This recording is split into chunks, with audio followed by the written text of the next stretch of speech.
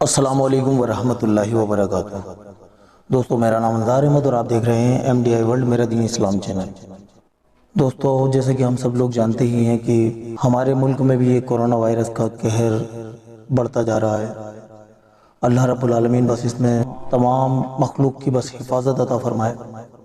بس اللہ سے ہم یہی دعا کر سکتے ہیں۔ یہ دعا کے ساتھ ساتھ ہم لوگوں کو بھی احتیاط برتنی ہے۔ آج کی ویڈیو میں ہم جانیں گے گھر پر با جماعت نماز کیسے ادا کریں۔ تو دوستو، اس ویڈیو کو آخر تک دیکھیے گا۔ ہم آپ کو نماز کو پڑھنے کا طریقہ تو بتانے جا رہے ہیں، اس کے بعد میں کچھ ضروری باتیں ہیں جو آپ کو اطلاع کے طور پر آپ تک پہنچانی ہے، تو اس کے لیے آپ ویڈیو کو آخر تک ضرور دیکھیں۔ چلیے جان لیتے ہیں گھر میں با جماعت نماز کیسے ادا کی جاتی ہے۔ کسی گھر میں اگر شوہر اور بیوی کو با جماعت نماز پڑھنی ہے تو دیکھیے ہم پکچروں کے تھرو آپ کو بتا رہے ہیں کہ کس طریقے سے آپ کو نماز پڑھنی ہے۔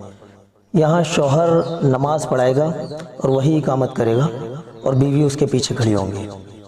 اگر باپ کو اور بیٹے کو نماز پڑھنی ہے تو یہاں باپ نماز پڑھائے گا، اور بیٹا اگر اس لائق ہے کہ وہ اقامت کر سکتا ہے تو وہ اقامت کرے، ورنہ یہاں پر بھی باپ کو ہی اقامت کرنی پڑے گی۔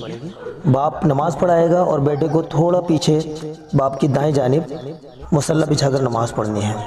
اگر کسی گھر میں دو یا دو سے زیادہ بیٹے ہیں تو یہاں بھی باپ نماز پڑھائے گا، باقی بیٹوں کو باپ کے پیچھے صف بنا کر کھڑا ہونا ہے۔ اگر بیٹے اقامت کر سکتے ہیں تو اچھی بات ہے، ورنہ یہاں بھی باپ کو ہی اقامت کرنی پڑے گی۔ شوہر، بیوی، بچے اور بچیاں ہیں، ان کو جماعت سے نماز پڑھنی ہے تو یہاں شوہر نماز پڑھائے گا، بچے اس کے پیچھے کھڑے ہوں گے اور بچیاں اور بیوی سب سے پیچھے کھڑے ہوں گے۔ یہاں پر اگر بچے یعنی بیٹے اگر اقامت کر سکتے ہیں تو ٹھیک ہے، ورنہ باپ کو ہی اقامت کرنی پڑے گی۔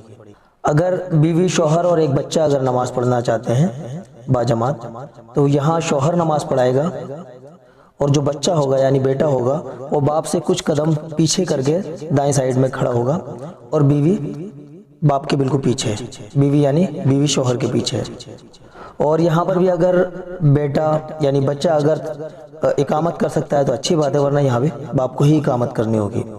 کسی گھر میں بیوی، شوہر اور ایک سے زیادہ بچے ہیں یعنی ایک سے زیادہ بیٹے ہیں تو یہاں پر بھی شوہر نماز پڑھائے گا، اور جو بیٹے ہوں گے یعنی جو بچے ہوں گے وہ باپ کے پیچھے صف بنا کر کھڑے ہوں گے، اور بچوں کے پیچھے ماں یعنی بیوی کھڑی ہوں گی۔ اس جگہ پر بھی اقامت اگر بچے کر سکتے ہیں تو ٹھیک ہے، نہیں تو باپ کو ہی کرنی پڑے گی۔ اب دوستو، یہ تو تھا جماعت سے نماز کو پڑھنے کا طریقہ۔